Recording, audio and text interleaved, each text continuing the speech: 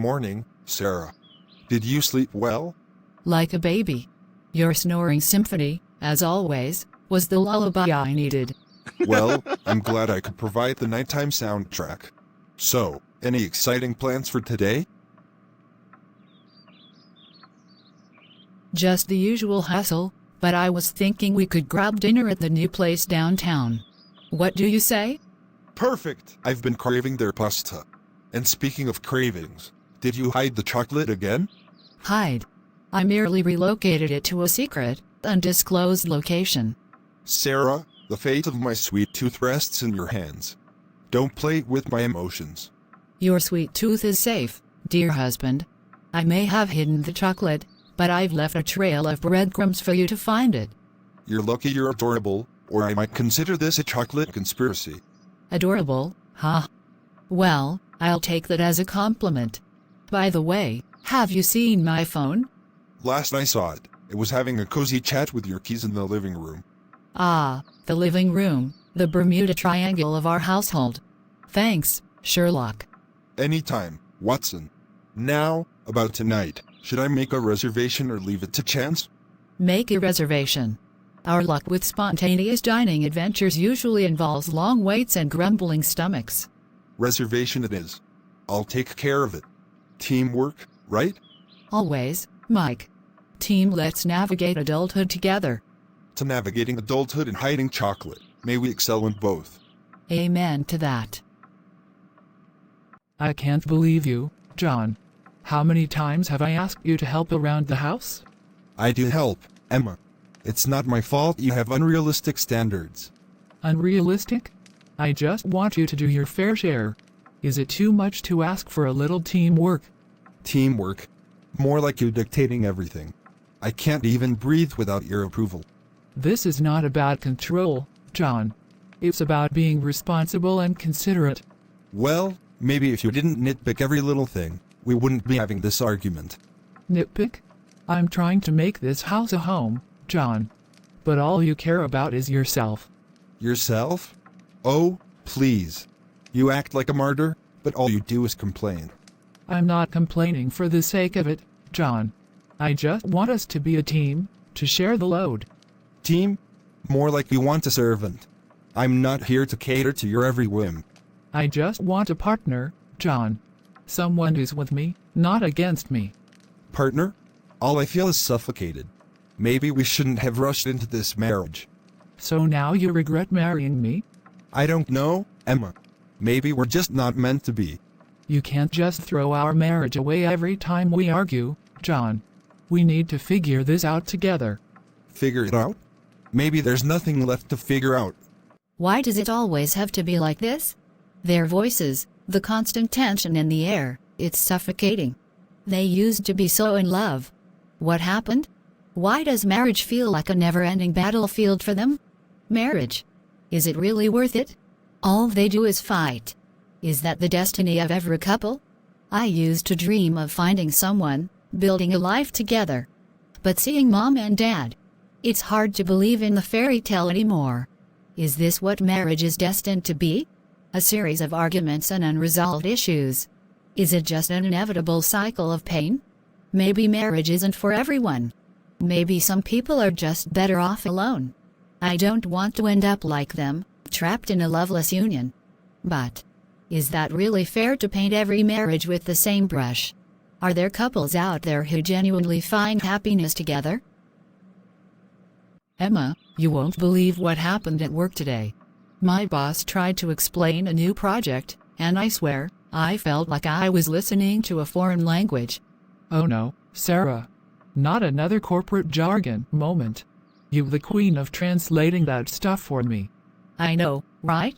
It's like they have a secret code. Anyway, how's married life treating you? Anything wild happening in the newlywed world?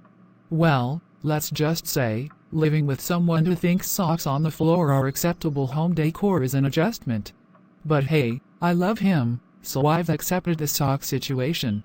Socks on the floor, the eternal struggle. Mark and I had a sock talk, too. It's like a rite of passage in marriage. We should start a support group for the sock-challenged husbands. Absolutely.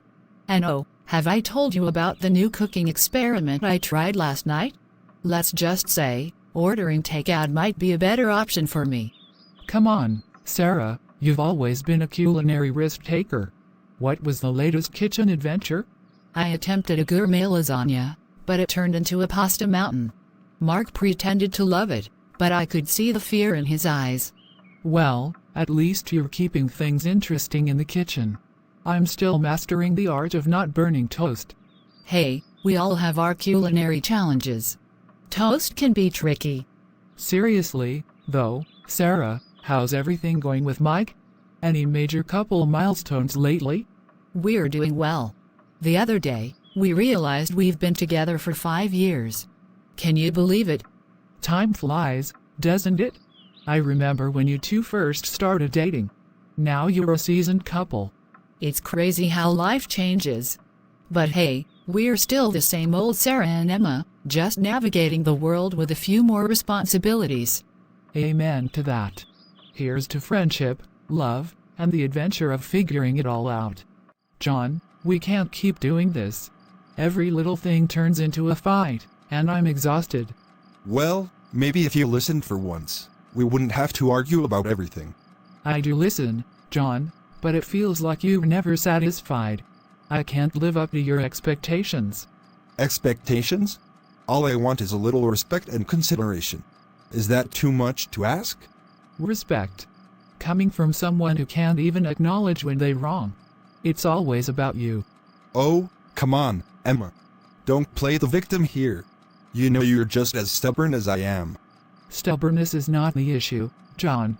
It's the constant need to be right, to dominate every conversation. I feel like I'm drowning in your ego. If you'd just do things the right way, we wouldn't have to argue. There is no right way, John. Marriage is about compromise, understanding, and, most importantly, communication. Ah, the communication lecture again. You talk about communication, but all I hear is nagging. I'm trying to make this work, John, but it takes two. I can't keep living like this. What do you want me to do, Emma? Wave a magic wand and make everything perfect? No, John. I want us to consider counseling. We need an impartial third party to help us navigate through this mess. Counseling? That's for people who can't handle their own problems. John, please. I don't want us to end up resenting each other. I love you, but we can't keep going on like this. Fine, if it'll make you happy, we can try counseling. But I'm not making any promises. Thank you, John. Maybe with some help, we can find a way to communicate without tearing each other apart. You know, Ben, I've been thinking about how I want my life to be when I get married. Really? What are you thinking? Well, my parents fight a lot, you know. They don't really get along, and it makes me sad. Yeah, I've heard them argue and I've been over at your house. I don't want my marriage to be like that. I want it to be filled with love and happiness. Totally get that. But how are you going to do that? I mean, we're just kids. I know, but I think we can decide the kind of family we want when we grow up. My mom says marriage is about respect and compromise, but my parents don't seem to get that. Yeah, respect is a big deal. I don't want to fight all the time when I'm married. I want to listen and understand. Exactly. And I want to marry someone who's my best friend, like we are now. Not just someone I have to live with. Yeah, someone who will laugh with us, not yell. My parents never say sorry to each other. I want to say sorry and mean it when I mess up. It's important. Apologizing is like a superpower. It can fix things. And I want us to be a team, always helping and supporting each other. Like superheroes. Yeah, we can be the superhero team of marriage. But seriously, Ben, we can learn from our parents' mistakes. We can choose love over fighting. Absolutely, Sarah. Our families should be filled with love and happiness, not yelling and arguing. Let's promise that when we grow up, we'll create families that are like our superhero team, full of love and ready to face anything. I promise, Sarah. Superhero families for the win. Man, I don't know how you do it. You and Sarah seem so happy together. I can't say the same about Emma and me. I'm sorry to hear that, John. What's been going on? It's just constant bickering, Mike. We argue about everything, from chores to how we spend our weekends. It's like there's this tension in the air all the time. I get that relationships have their challenges, but Sarah and I have found ways to navigate through them. I just wish Emma would understand her role as my wife. I mean, she should take care of the house, right? John, I think the idea of roles in a marriage can be tricky. Sarah and I see our marriage as a partnership. We share responsibilities, and it's not about one person taking care of everything. But isn't that the role of a wife? Well, in a healthy marriage, I believe it's more about supporting each other. Sarah and I communicate a lot. We make decisions together, and that way, neither of us feels overwhelmed. I guess Emma and I haven't been communicating as well. It just feels like she doesn't understand what I need from her. Have you tried sitting down and talking about your feelings, John? Maybe she's feeling the same way. I don't know, man. It just feels like a huge step. What if it makes things worse? It's worth a shot, John. Open communication is key. Sarah and I had our fair share of struggles, but talking things out helped us understand each other better. I appreciate your advice, Mike. I guess I need to rethink how I approach things at home. And remember, it's not about one person doing everything. It's about sharing the load and supporting each other's dreams and goals. Yeah, I want a marriage like yours, Mike. Thanks for being honest with me. Anytime, John. We're in this journey together. Just talk to Emma, express your feelings, and I'm sure you both can work through this. Sarah, I was thinking, we've been doing pretty well, but I believe there's always room for improvement. What do you say we talk about our goals and how we can grow together? I love that idea, Mike. Where should we start? Let's start with our finances. I was thinking of creating a joint budget, something that can help us save more and maybe plan for that dream vacation we've been talking about. That sounds like a great plan. I've been eyeing some financial management apps that could make this process smoother. What do you think? Perfect! We'll make budgeting a team effort. Now, emotions. How are you feeling? Really? I want us to be open about our emotions and support each other through thick and thin. I appreciate that, Mike. It's been a bit stressful at work lately. Having your support means everything to me. We're a team, Sarah. If you need anything, just let me know. And speaking of work, how do you envision your career progressing? I've been pondering the two. Maybe I could take that course I've been eyeing to enhance my skills. It might open up new opportunities. I'm all for it. Your growth is my growth, and vice versa. Let's lift each other up. Now, about our businesses, how can we make them flourish? I was thinking of collaborating more, Mike. Maybe combine our strengths to launch something new. A joint venture could be exciting. I love that idea. Imagine what we could achieve together. Let's brainstorm and see where our skills align. Absolutely, Mike. This feels like a fresh start, a chance to level up in every aspect of our lives. I'm so lucky to have you by my side, Sarah. Our marriage is not just about sharing a home. It's about building a life together, supporting each other's dreams. Likewise, Mike. We make a great team. I'm looking forward to the exciting journey ahead. Hey Mike, I've been feeling a bit overwhelmed lately with the whole marriage thing. Do you have any advice for me? Hey John, I get it. Marriage can be a challenge, but it's also a blessing. One thing I've learned is the importance of honoring your wife. Ephesians 5:22-33, this passage highlights the mutual submission and sacrificial love that should characterize a relationship between a husband and wife. The husband is called to love his wife as Christ loved the church, and the wife is called to submit to her husband. This is often interpreted as a model for a harmonious and thriving marriage, with both partners contributing to the well-being of the union. Honoring her? I mean, I love her, but what do you mean exactly? Well, remember what the Bible says about wives being helpers?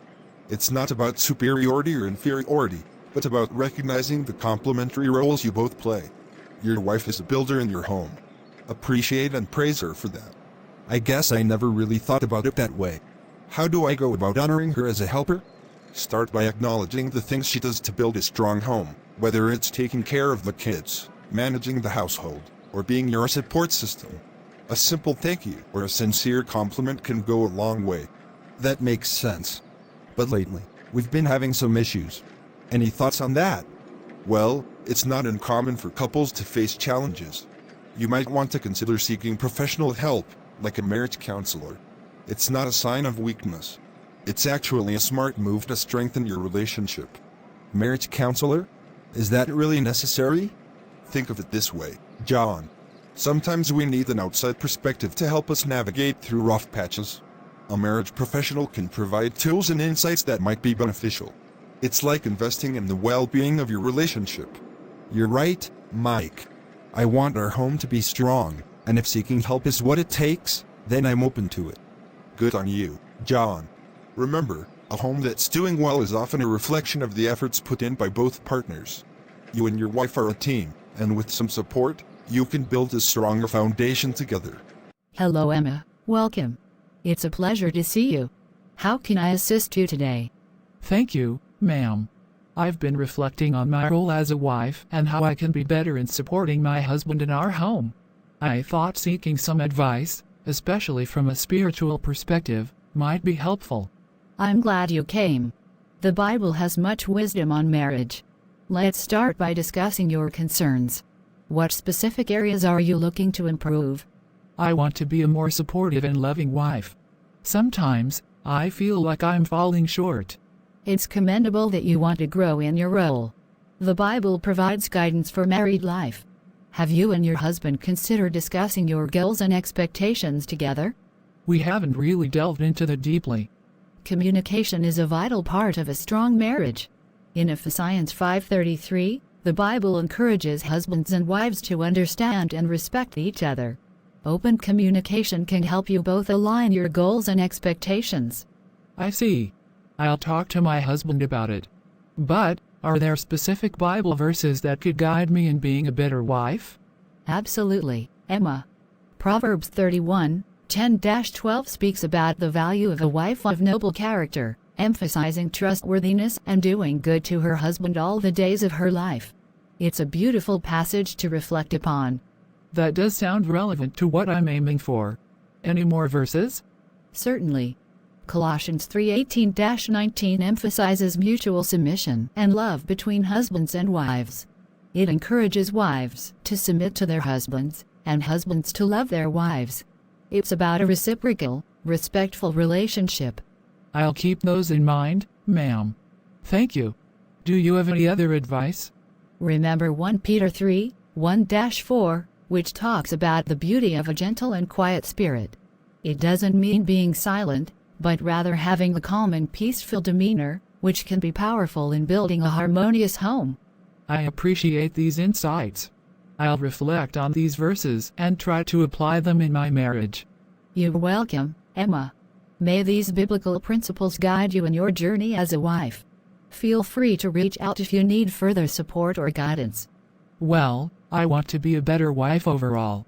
I sometimes feel like I'm not doing enough or not fulfilling my role properly. It's not uncommon to feel that way. The fact that you're seeking guidance is a positive step. First things first, have you talked to your husband about your concerns and feelings? Not really. I didn't want to burden him with my insecurities. Communication is key in any relationship, Emma. It might be helpful to express your thoughts and feelings to your husband. It can open up a dialogue and create a better understanding between both of you. I guess you're right. It's great that you're eager to make positive changes. One fundamental aspect is to understand your husband's needs and expectations. Have an open and honest conversation with him about what he values most in your relationship. Consider the concept of teamwork. Marriage is a partnership, and both partners have unique roles. Identify your strengths and how you can use them to enhance your relationship. Also, be supportive of your husband's goals and dreams. I want to be more supportive, but sometimes I'm not sure how to do that. It's about being present, actively listening, and offering encouragement. Ask your husband about his aspirations and how you can assist him in achieving them. Small gestures can go a long way in showing your support. Thank you for the advice. I'll talk to my husband and try to be more intentional about our partnership. After that counseling session with the pastor, I've been doing some serious thinking. I've spent far too much time focusing on what I perceive as flaws in my husband rather than appreciating the good in him. It's time for a change. I mean, why have I been dwelling on his imperfections when there is so much good in him? He works hard to provide for our family, he's caring, and he genuinely loves me. It's like I've been wearing these negative lenses that only magnify the things that bother me. The pastor made it clear that we should lift each other up and appreciate our strengths. It's not about ignoring issues, but rather shifting my perspective. There is a lot to love about my husband, and it's time I start acknowledging that. I remember how he makes an effort to comfort me when I'm stressed, or how he puts thought into little surprises to make me smile. Those things matter, and I need to express my gratitude more often. It's not fair to him or to our relationship to constantly harp on the negatives. From now on, I'll consciously choose to see the good in everything he does. I'll focus on his positive qualities and the love that binds us. Our marriage deserves this shift in mindset, and I know it'll make a world of difference. It's time to nurture the love we have and build a stronger foundation. After all, he's my partner, my confidant, and the one I chose to share my life with. It's high time I start appreciating that more fully. Here's to embracing the good and letting go of unnecessary negativity. Hey Emma, I've been meaning to talk to you. I've noticed something different lately, and I wanted to tell you how much I appreciate it. Oh, really? What are you talking about?